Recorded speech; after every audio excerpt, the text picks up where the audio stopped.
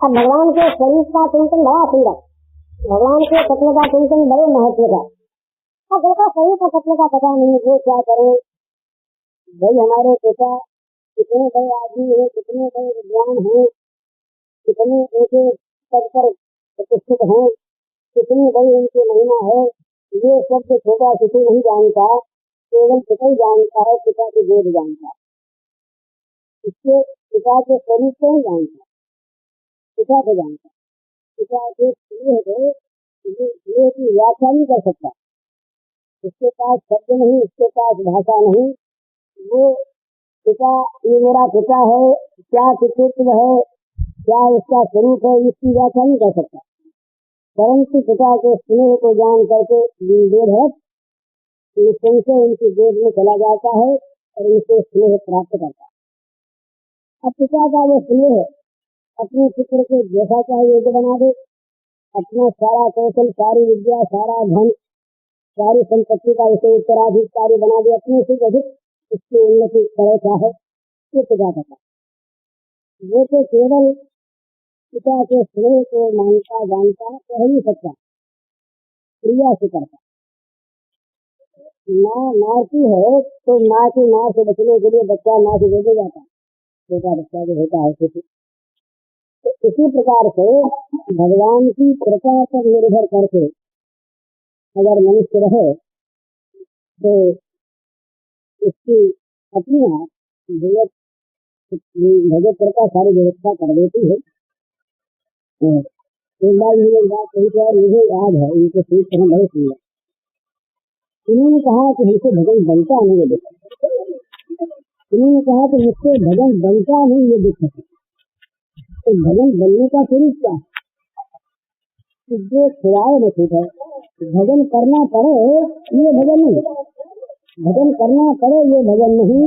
भजन ये जैसे श्वास के भांति, बिना श्वास आए आदमी जी न सके, श्वास लेने में प्रयास नहीं, श्वास तो जीवन, श्वास प्राण है, श्वास के बिना वो जी नहीं सकता, रह नहीं सकता।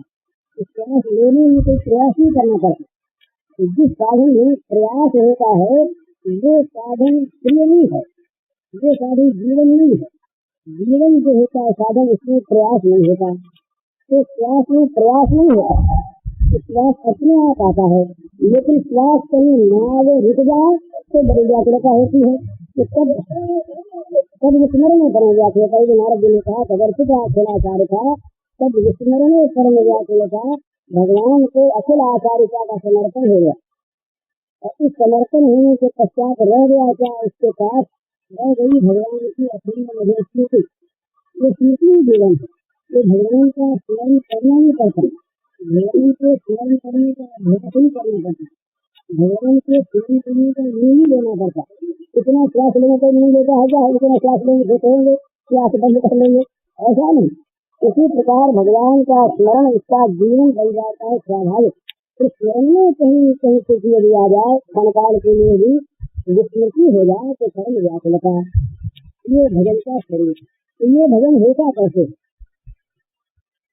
अनेक उपाय हैं, और कमजोरों के लिए तो उपाय केवल उचित, जो दुर्बल हैं, जो कमजोर हैं, जो साधनहीन हैं और जिनमें दोष भी भरे, ये महाराज दोषों का ख्यालन, दोषों का झेलन, अपने आप साधन लगा के ही झेल ही बड़ा कठिन। यदि कर्म शास्त्र के अनुसार कर्म का सारा फल पूरा का पूरा यदि जीव को भोगना पड़ता या पड़े तो इसके उद्धार की कभी अंत नहीं। अवश्य में भेद दिन कुटुम कर्म स्वभाव सिद्धांत ठीक।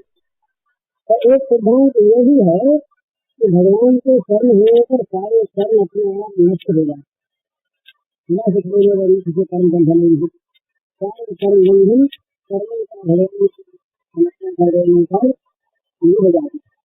भगवान सारे साथी से एक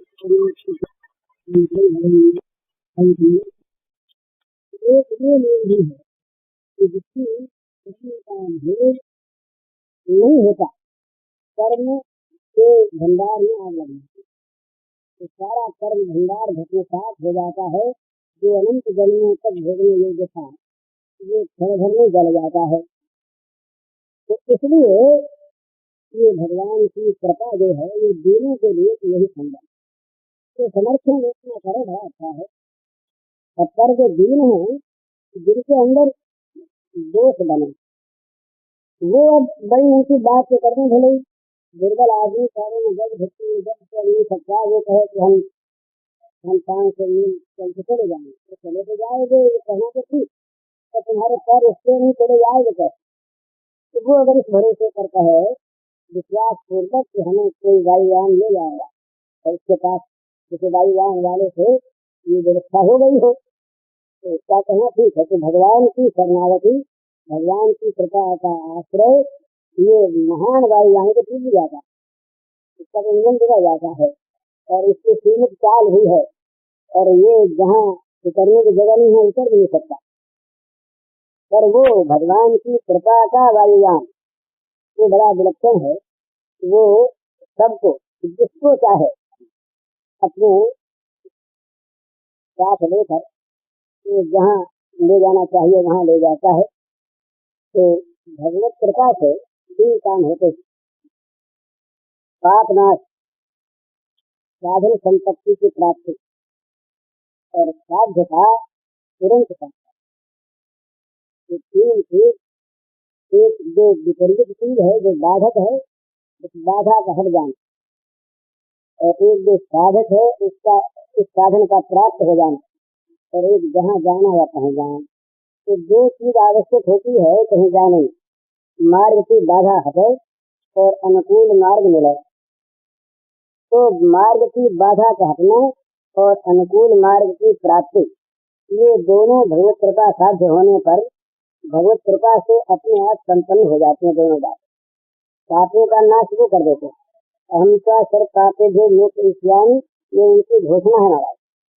पापों का नाश वो कर देते हैं, विघ्नों का नाश, नक्षत्र सर्व दुर्गानी न प्रसादा करे, ये भी प्रतिज्ञा उनकी कि सारे विघ्नों का नाश वो कर देंगे, विघ्नों से पार उतार देंगे, उनकी कृपा विघ्नों को लंघा देगी और सारे साधनों की प्राप्ति होगी। क्षमम हानि हम, जिसका योग अपेक्षित है, जो चीज अभी मिली नहीं, जिसका मिलना अवशेष है, पर जो आवश्यक है उसको मिला देने का, प्राप्त करा देने का जिम्मा वो लेते हैं।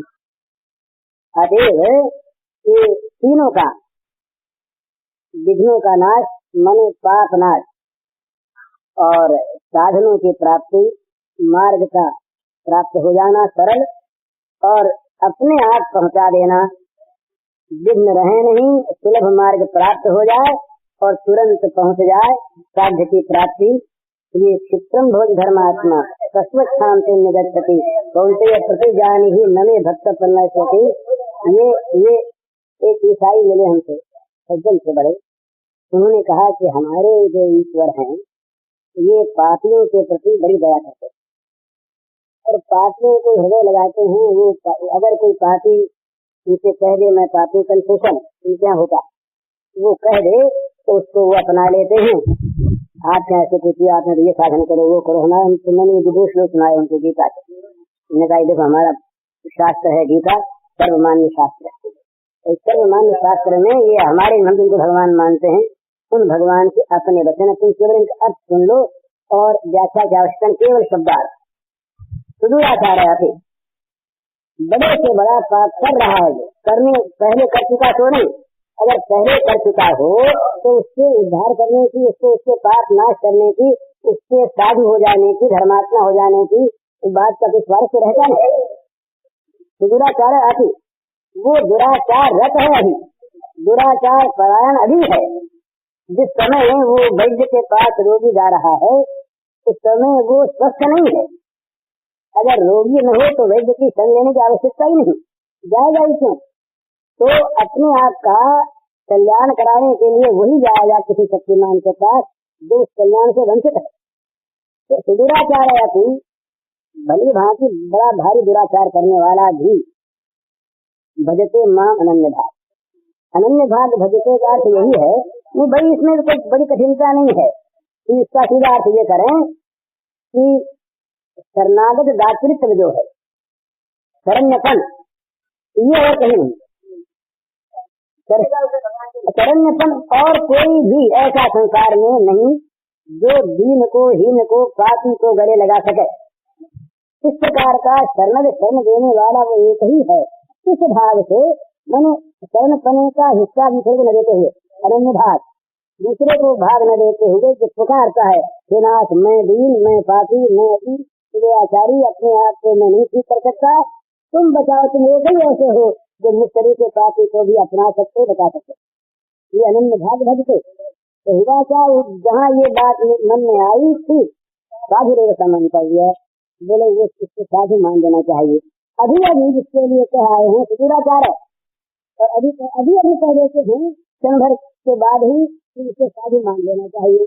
तो क्यों मान लेना चाहिए? तो करने का जो होता जहाँ आना चाहिए, जिस विषय पर पहुँचना चाहिए, जिस सिद्धांत पर, जिस मार्ग पर उपयुक्त होना चाहिए, वहाँ ये आ गया। जिन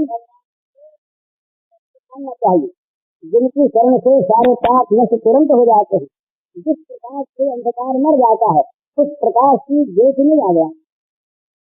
तो इसका जो व्यवसाय सम्यक निश्चय हुआ तो क्या होगा? फिर मन में किसी तरह याद का मंतव्य है, मान ले कहीं हुआ नहीं हो, केवल मानने की बात है।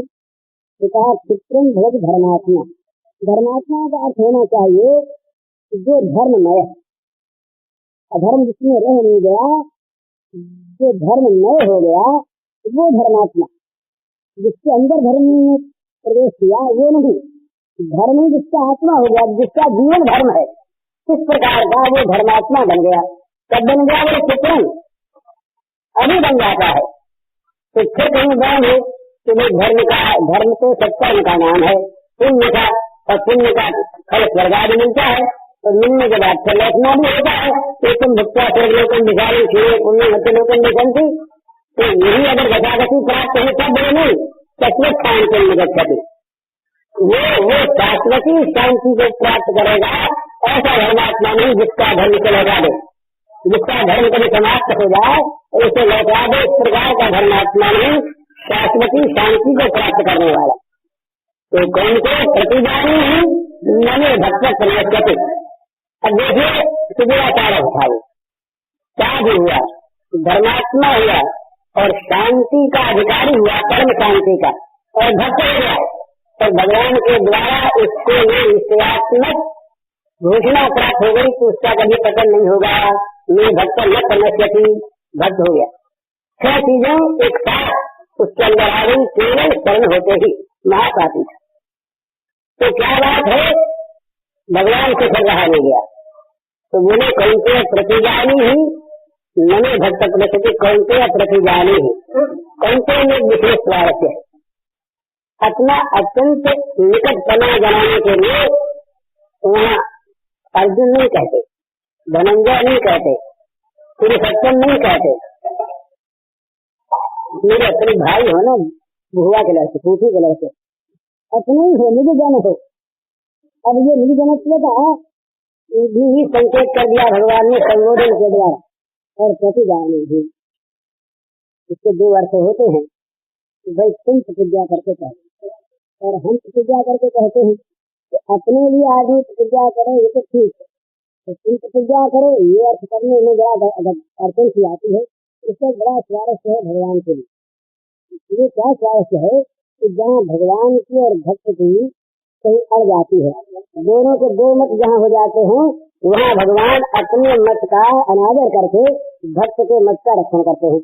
2 वचन जहाँ हो जाए, भीष्म की प्रतिज्ञा है, भीष्म का प्रण है कि प्रण कर लिया भीष्म ने कि कल सरकार आपको हथियार उठाना पड़ेगा।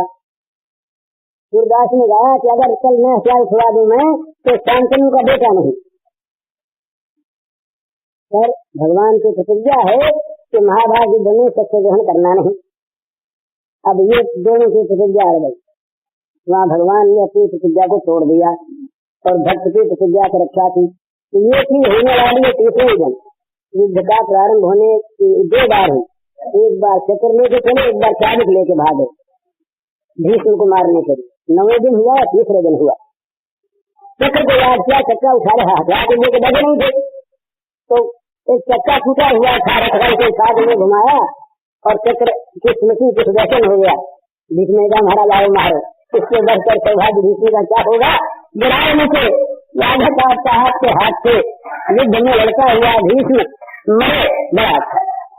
अर्जुन ने दौड़ करके पीछे से पैर पकड़ लिए, बोले महाराज जब लड़ूंगा ठीक, आप न जाए आगे तो संपात नहीं हुआ, उठा तो लिया शस्त्र, प्रतिज्ञा रहेगी वही नहीं रहेगी।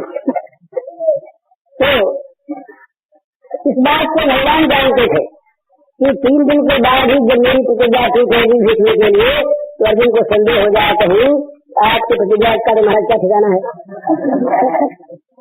अभी प्रतिज्ञा की, अभी प्रतिज्ञा करके हमसे तो आसान नहीं उठाएंगे, तुम्हारा उठा लिया हथियार, तो अभी कहते कि मेरे भक्त का नाश नहीं होता, फिर कोई कहते भाई क्या नहीं चल रहा, तो लेकिन मेरी भक्त कह गया आपके लिए, भक्त कह गया आपके लिए कि काम आपको करना है, तो वो काम आपको करना ही है। इसलिए अर्जुन से भगवान ने कहा कि तुम कह, तुम प्रतिज्ञा करके कह दो, तुम सत्य कह दो, तुम घोषणा कर दो कि मेरे भक्त का भगवान के भक्त का पतन नहीं होता। एक इसमें स्वारस्य है चलना। तो अतिके से आकार है, महान पापी भी जिसके द्वारा पाप कर्म बनते हैं, ऐसा आदमी भी यदि भगवान की कृपा पर विश्वास करके उनके शरण हो जाए एकमात्र, तो भगवान की कृपा अपने आप सब कर देती है। तो सच्ची बात यह है, आप लोगों के सामने बैठकर बोलने का साहस किसी बल पर होता है। अपने चरित्रों को जब देखा जाता है तो मालूम होता है महान पतित, अत्यंत पतित जीवन, वो केवल ये विश्वास है कि वो दीन बंधु जो हैं वो पतित पावन है। हूँ पतित तुम पतित पावन दो बानक बने। पतित ही ये बात कह सकता है कि हे भगवान दोनों चीजें बन गई, मैं पतित हूँ आप पतित पावन। मेरा पातित्व पद पद पर प्रमाणित है, पद पद पर पातित्व प्रमाणित है। मनुष्य क्या अभिमान करे, वो बोलने में कितना अभिमान कर ले, पर जब वो किसी प्रसंग में आता है तो उसे मालूम होता है कि वो तो जितना पतित होना चाहिए उससे अधिक पतित है, अधिक पतित। अपनी और आदमी देखता नहीं, ये या तो अपने दोषों को छुपाता है और या दोष उसे अपने बीच से नहीं दूसरे के बहुत बीच। और ये स्वभाव मनुष्य का बन जाता है, आप पाप को नगर बसावत सही न सकत पर फेरो। दूसरे का छोटा सा गांव भी, खेड़ा गांव भी नहीं सुहाता और अपने बड़े भारी नगर को का भी मालिक बना रहता, तो स्वयं तो पाप का नगर बसाता है और दूसरे का जरा सा पाप भी सह नहीं सकता, उसका बखान करता है, निंदा करता है और अपने दोषों को प्रकारांतर से अस्वीकार करना चाहता है। बहानेबाजी पर भगवान के सामने बहानेबाजी चलती नहीं, तो वहाँ तो निष्कपट होकर सच्चे मन से अपने जीवन को उघाड़ कर रख दे। वह है ही उनके सामने अपने जीवन को कोई छिपा ले, क्या छिपा ले, कैसे छिपा ले, जो अंतर मन में निरंतर बैठे हैं, सूक्ष्म से सूक्ष्म विचार का लेख भी जिनकी दिव्य आंखों के सामने होता है, उनके सामने कोई क्या करे, किस चीज को बचाए, किस चीज को रखे, तो वहाँ तो खुला जीवन है, स्पष्ट जीवन है। छिपाने वाला स्वयं धोखा खाता है, धोखा देने जाकर भगवान को। एक बात ये ख्याल रखनी चाहिए कि हम भगवान को कभी धोखा दे नहीं सकते। वह हमारा ये ज्ञान, हमारी ही अपनी भूल अपने आप को भूल में डालती है, अपने आप को धोखे में डालती है। भगवान से बचकर हम उन्हें धोखा देकर कुछ भी करने ये हो नहीं सकता। और यदि भगवान की कृपा से हमारा दोष प्रकट हो जाए तो इतना अच्छा है। मनुष्य जहाँ दोष को छिपाता है वहाँ दोष उसके अंदर घर कर लेता है, तो दोष प्रकट हो जाए तो वो सर्वोत्तम। और कम से कम जो साधक हैं, साधु हैं, वे लोग तो डरा करते हैं इससे। हम जैसे लोग साधु नहीं, जो छिपाते हैं, जो डरते नहीं इस बात से कि हमारा मान होता है झूठा, जिससे हमको हानि होगी, डरते नहीं। महात्माओं के बाद इससे विपरीत होती है, वो तो चाहते हैं किसी तरह से जागतिक कीर्ति का अभाव हो जाए, तो चाहिए भी एक मनोवृत्ति है।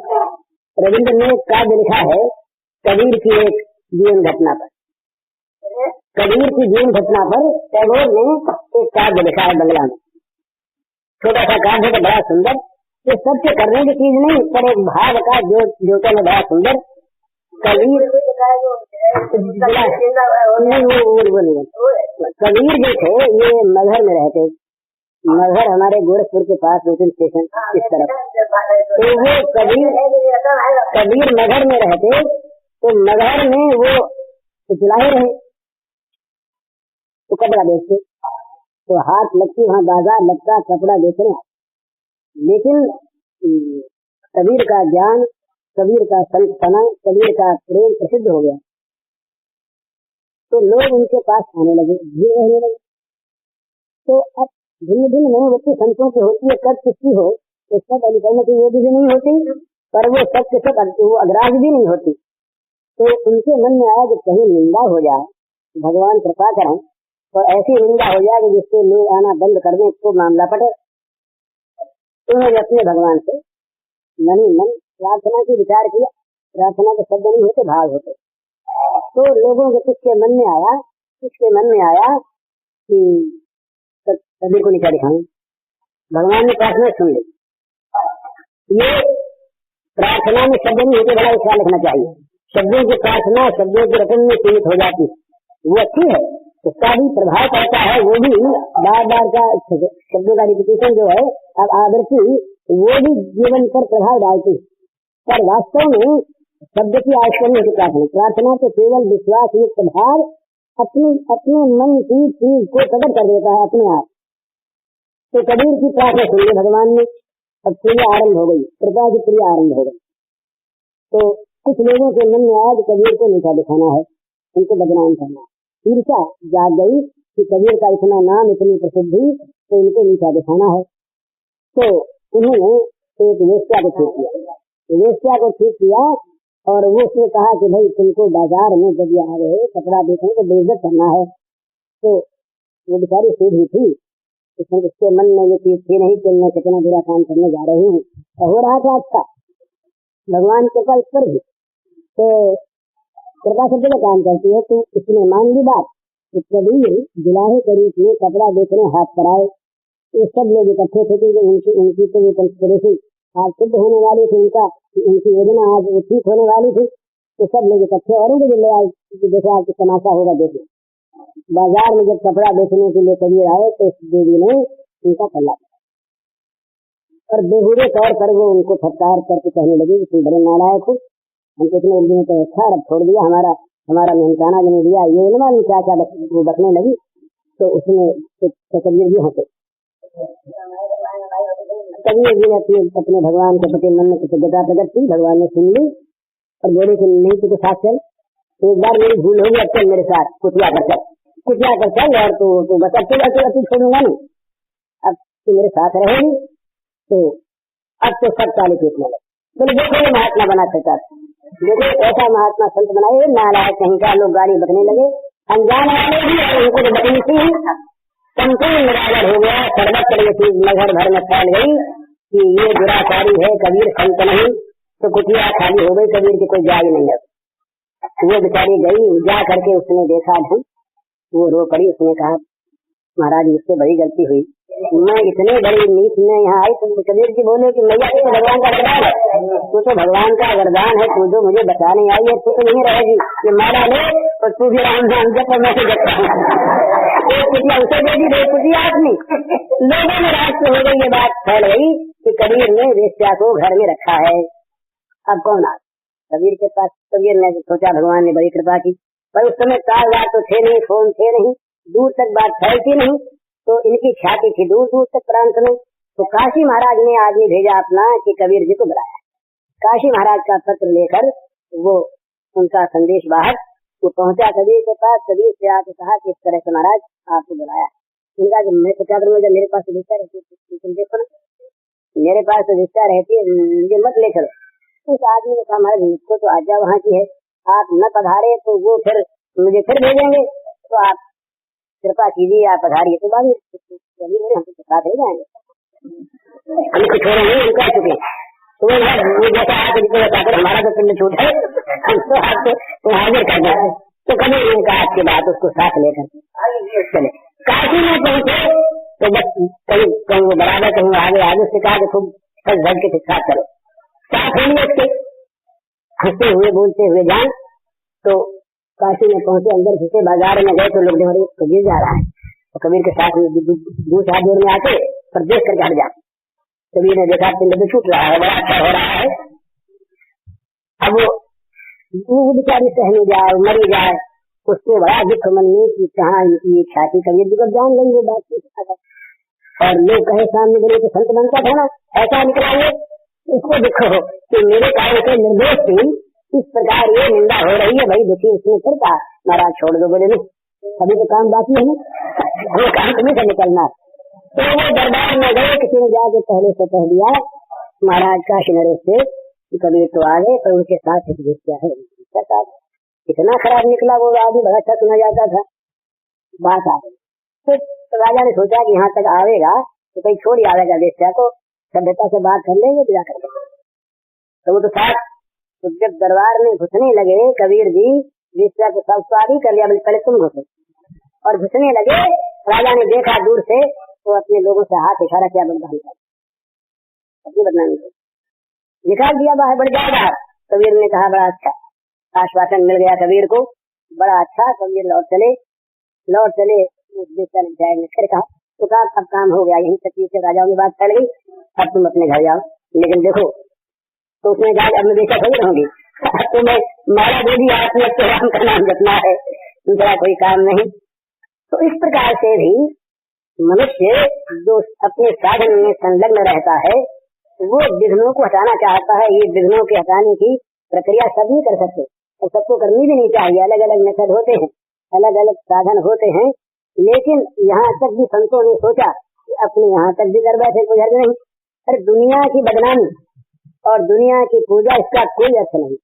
आज जीवन हमारे में हम जिस क्षेत्र में है वहाँ सफलता मिल जाए तो सब लोग भगवान मानेंगे, ये भगवान ही है। और जहाँ असफलता हुई वहाँ सब लोग अरे पहले जानते थे तो बना हुआ था, क्या मूर्ख बात कह देता है बेटे को महामूर्ख।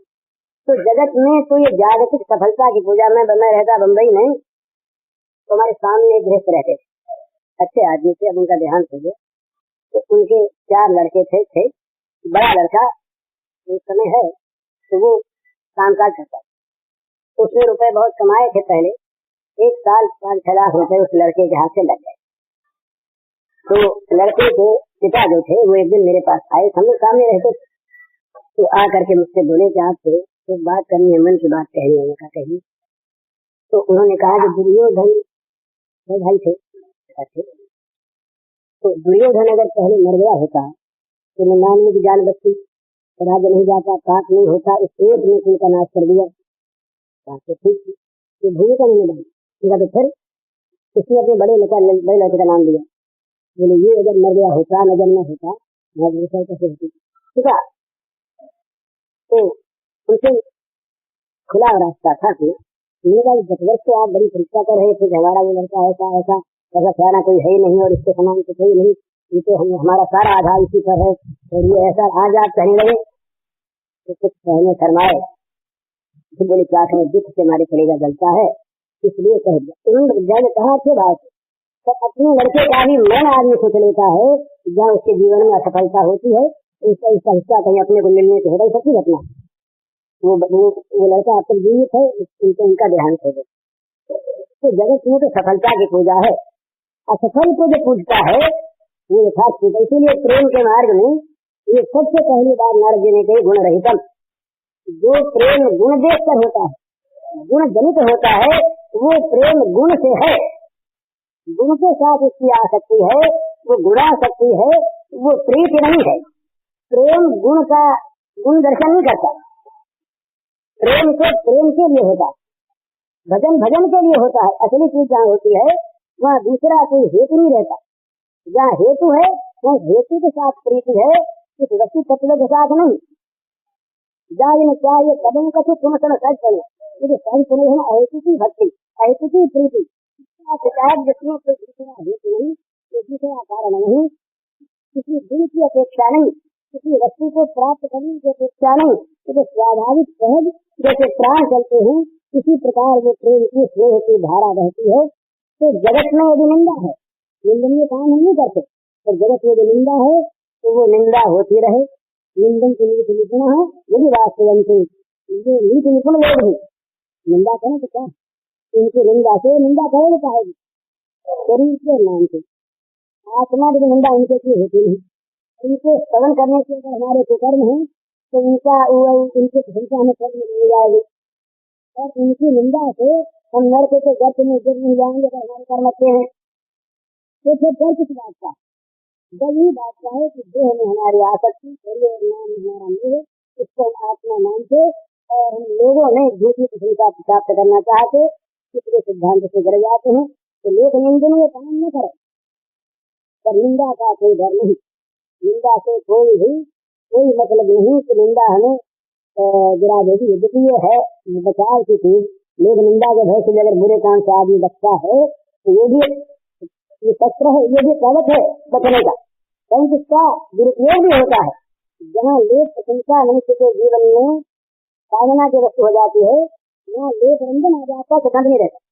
लोगों के द्वारा प्रशंसा प्राप्त हो ऐसा काम करता है, चाहे काम कर रहे हो चाहे काम वो क्या भी, ये भगवान राम पर लोगों के सारे काम किया अब तक करते हैं। ये भगवान के राम की भगवत्ता नहीं जानते, भगवान राम का प्रेम नहीं जानते, इसलिए ये करते हैं। पर लोग की यहाँ से हम जो कहते हैं कि पिता निर्देश रही अग्नि के द्वारा प्रमाणित चरित्र राम जानते चरित्र, पर राम के मन में लोक रंजन आ गया। धोबी ने कहा कि सीता को घर में रख लिया राम ने, जो राम के घर में रह करके आई, तो इस पर राम ने देखा देकर सीता को वन में लिया, लोक रंजन की कामना।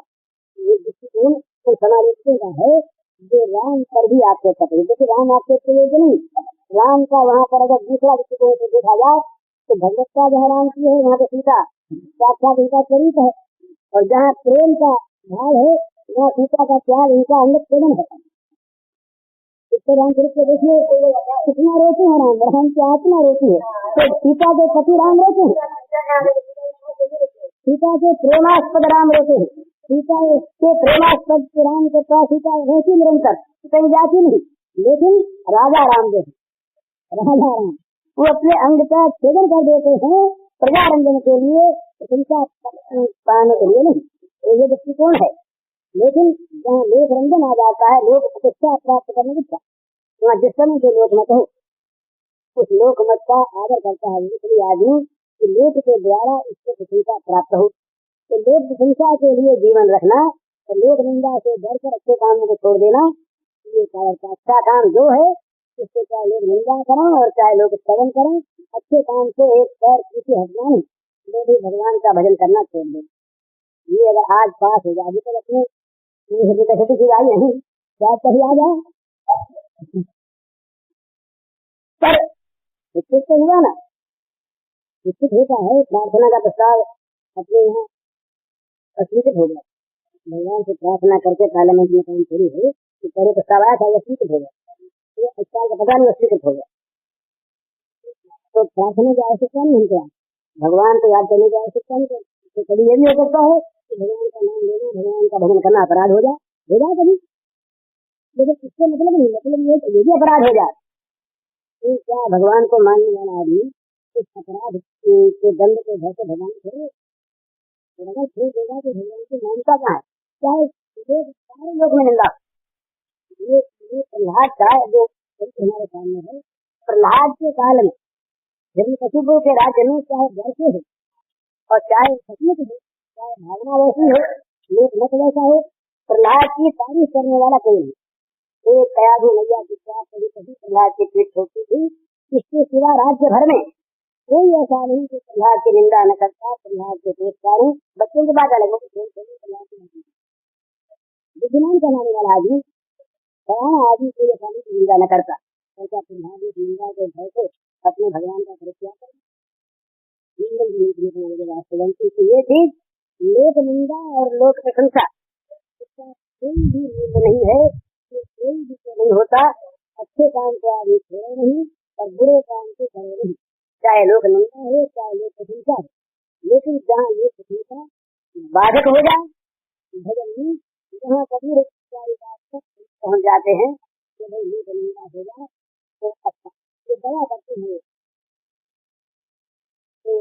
लोग अगर हमको पुण्यात्मा कहें, हमको महात्मा कहें, हमको भक्त कहें, हमको प्रेमी कहें, तो इससे हमको कुछ नहीं मिलता है, कभी कुछ नहीं मिलता है। ये हृदय को स्वीकार करना, कुछ नहीं मिलता।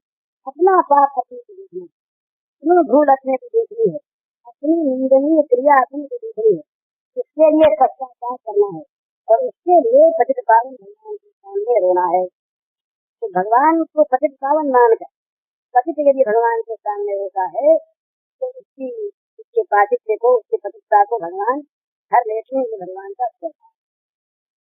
इसलिए ये बात शुरू की बात पर हुई कि भगवान की कृपा का यदि भरोसा हो और मन में आए कि भगवान हमारे मन के सारे दुर्भावों को दूर करके हमारे जीवन को केवल अपने भजन के लिए रहने दें। और संत तो कहते हैं जिस जीवन से भजन न हो उस जीवन में आग लग जाए, जरी जाओ तो जीवन जान के नाथ, दिए जग में तुम्हारे दिन है। जो जीवन तुम्हारा नहीं, हाँ, जो जीवन तुम्हारा नहीं हो गया उस जीवन में आग लग जाए। जो जीवन तुम्हारा नहीं हो गया उस जीवन में आग लग जाए। वो जीवन रहना नहीं चाहिए। जीवन इसीलिए रहे, हम जिंदगी क्यों रहे, इसलिए रहे ये जिंदगी भगवान की जिंदगी हो जाए, भगवान के लिए रहा जाए और नहीं कोई जिंदगी न रहनी अच्छी। इससे पशु पक्षी अच्छे जो किसी काम को आते हैं, जगत का भार तो नहीं होते और अनर्थ की बात नहीं हो सकते। बेचारे मनुष्य की योजना बनाता है, पशु पक्षी की योजना बनाते हैं। अभी हिंदुस्तान में 4 कारखाने खुलने वाले, कटाई खाने, करोड़ों की लागत से गवर्नमेंट खोल रही है। ये इसीलिए राज्य में हिंसा का गवर्नमेंट की ओर से बाकायदा आयोजन नहीं होता, यहाँ हो रहा। तो ये हमारी जो आर्थिक स्थिति है, आज की हमारी आर्थिक स्थिति है, तो हम क्या बोले और क्या करें। तो मतलब कहने का ये है कि अपने जीवन से अपनी ओर देखो, दूसरा क्या कहता है देखने की आवश्यकता नहीं, तो अपनी ओर से भगवान से मांगो। यदि भगवान के जीवन को भजन के लिए रखना चाहते हो तो भजन कराओ और रहने दो, तो नहीं तो जीवन का समाप्त हो जाना अच्छा। कि भारी जीवन क्यों रहे संसार में, तो दूसरों के दुख का कारण बने, तो क्या होगा। जहाँ भगवान से प्रार्थना होगी भगवान दूसरे देंगे हमें। तो हमारी इच्छा जो है ये वास्तविक होनी चाहिए, क्योंकि हमारी भेदावस्था है, भेद में उसकी प्रति धारणा है। ये धारणा ही महाराज हमारे द्वारा नए नए अपराधों का सृजन करवाती। ये धारणा हमारे हृदय से निकल जाए कि भोगों में सुख है ही नहीं, बात मन में आ जाए तो फिर जीवन क्यों, जीवन की प्राप्ति क्यों हुई, मानव जीवन क्यों मिला। ये मिला केवल भगवान के लिए। और इस जीवन में सुविधा प्राप्त, इस जीवन में साधन प्राप्त, हिमाचल सुलभम सुगम सुलभम सुकल्पम कर्मधारम नया भगवान करे आत्महनगत जाए। जिस प्रकार की स्थिति को प्राप्त करके भी जो नहीं करता है सागर को, तो आत्महत्या की गति को प्राप्त होता है। तो मानव जीवन का उद्देश्य भेद है ही नहीं। जहाँ भेद है वही सारे रोग, जहाँ भोग है वही सारे अशांति और दुख है। जहाँ भोग है वही चिंता है, जहाँ भोग है वही भटकना। तो भोग जाते रहे तो भगवान के जीवन की सामग्री बनकर भगवान के चरणों में समर्पित होकर रहे। तो भगवान के पूजा में बाधक न हो, साधक हो, और नहीं तो सब धर्म कर्म जल जाऊ, जन राम पद पंकज भाई, धर्म कर्म की आग लग जाए जहाँ भगवत चरणों में कोई न हो। इस प्रकार से भगवान की प्रार्थना करें तो ये भगवान की कृपा से हमारे दोष दूर हो सकते हैं और जल्दी हो सकते हैं। ये कभी कभी ऐसा होता है कि दोषों का उभार आया करता है। ऐसा आता है संत के जीवन में, बड़े अच्छे संत रहे। वो संत अंतिम समय में तो थोड़े से पहले तो उनका जो कम है वाले बनते थे एक दिन यहाँ से हो रहे थे, पहले फिर एक आदमी उठा था देखा कि नहीं ये संत सुनते थे। यहाँ आवाज आ रही है तो यहाँ आवाज मन हो गया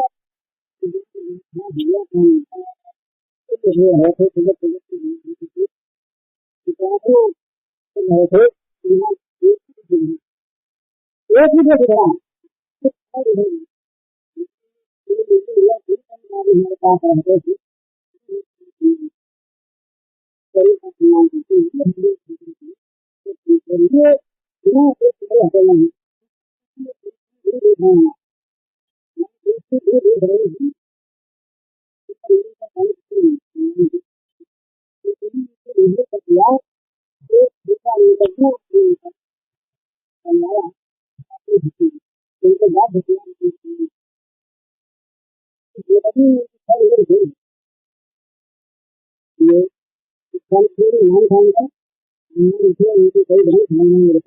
महात्मा रहे इस जमाने में इतने सुंदर बोलने वाले थे कि कलकत्ते में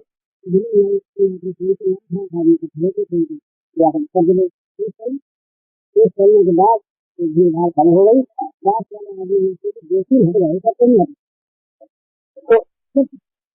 तो ये जो चीज थी दो आदमी थे दो जने थे दो थी तो इन्हें राय होती उनकी नहीं थी उनकी नहीं थी और फिर उन्होंने परीक्षा ली थी तो दो दो से रहे थे ये दो सही एकांत में मिलते थे मिलते थे जब 5 आदमी के सामने तब मिलते थे एकांत में मिलते थे तो भगवान बड़ा अलग अलग होती है तो अपना लेते ही तो बाहर तो देखो अपनी दोस्ती आप देखो बाहर अगर देखें प्रशंसा होती है तो अपनी धीरे धीरे है अगर इसको नृत्य कर लेता है भाई इससे ज्यादा मान लेता है तो आगे बढ़ जाता है भाई इससे कम माने तो था पर ज्यादा तो नहीं सबके लिए बात है जैसा दिखाएंगे है इससे ज्यादा कभी अपने मन को स्वीकार नहीं कराए इनको घाटे में रहे स्वीकार करिए तो लाख वाले के समान इसके हजार लाख हो जाएंगे इसलिए अपने को ज्यादा स्वीकार नहीं है दुनिया चाहते तो फिर नहीं लेकिन अपने साथित्व का करके अपने भगवान को अपनी भाषा में कहे कि ये जीवन जो मेरा है महाराज ये आपका इच्छित है या आपका इच्छित नहीं आप कहाँ से जीवित है तो सुधारने के मेरे धर्म है तो बस मैं आपको करने रखूँ मेरे जीवन को आप सुधार करके इसके द्वारा अपना धर्म बनाए मेरा जीवन आपके सेवा में नियुक्त हो जाए दूसरी ओर में जाए नहीं दूसरी ओर जाए तो जीवन का समाप्त ये एक गीत मेरे हरिजन का प्रयास करें और मुझे आप मिला दें के मेरे हरिजन की पूरी करके बढ़ा दें इतनी के सामने कि जिससे अभिमान रहेगी दूसरा अभिमान है भक्ति प्रेम अभिमान भी होता है दूसरे का अपना तो ये बड़ी चीज है तो अपने अंदर रोने की सबसे बड़ी उपाय है रखें सदा ख्याल में रखें कि मानव जीवन भजन के लिए है किसी और चीज के लिए एक सिद्धांत मानव जीवन भगवान के यही तनु कर फल विषय भाई स्वर्ग फल अंत ही दुखदाई नर तनु पाए विषय मन रही फल सुधा केसर विचले ही कबू भल कहे न कोई ऊर्जा गही परस मन कोई मानव जीवन का ध्येय है उद्देश्य है प्राप्ति का कारण है भगवत प्राप्ति भगवत प्रेम प्राप्ति में जीवन का समर्पित हो जाना अगर हो रहा है इस ओर अगर जीवन चल रहा है कोई बात नहीं फिर कुछ चाहिए नहीं ये होता रहे दूसरा जन्म भी हो जाए ये होता रहे तो होता रहे कोई आकर तुम कुटिल कर्म ले जाए मोहि जह जह अपनी बरियाई जन छिन छो छाड़ियो समझ लगे नहीं कहीं भी जाए जीवन किसी विनाश होने से ये विश्व विधान हम ये प्रहलाद प्रार्थना है कि महाराज कहीं भी जाए किसी योनि में जाए कहीं जन्मे पर आपकी भक्ति बनी रहे अहेतु की भक्ति आपकी बनी रहे आपकी स्मृति बनी रहे हम जीवन का परिवर्तन नहीं चाहते, हम चाहते हैं आपका चिंतन, हम चाहते हैं आपकी कृपा, हम हमारा जीवन बदले कि न बदले कोई आपत्ति नहीं, बस केवल आपकी कृपा, आपका चिंतन, ये भाषण करे भगवत भगवान जो होना है होता रहे, कोई परवाह नहीं। अगर अगर दुनिया ने तारीफ कर दी तो कर दी, दुनिया ने निंदा कर दी तो कर दी, इससे कोई नहीं। आपके चरण कमलों में हमारा चित्त निश्चल रूप से नित्य निरंतर रहे, लगा रहे, करने से चित्त न हटे और जगत में कुछ होता हो तो जन्म दिया जाए। भगवान से हम प्रार्थना करते हैं हमारी स्थिति में परिवर्तन भी करते हैं। मेरे पास सारे है तो घरे नहीं हमारे खेत में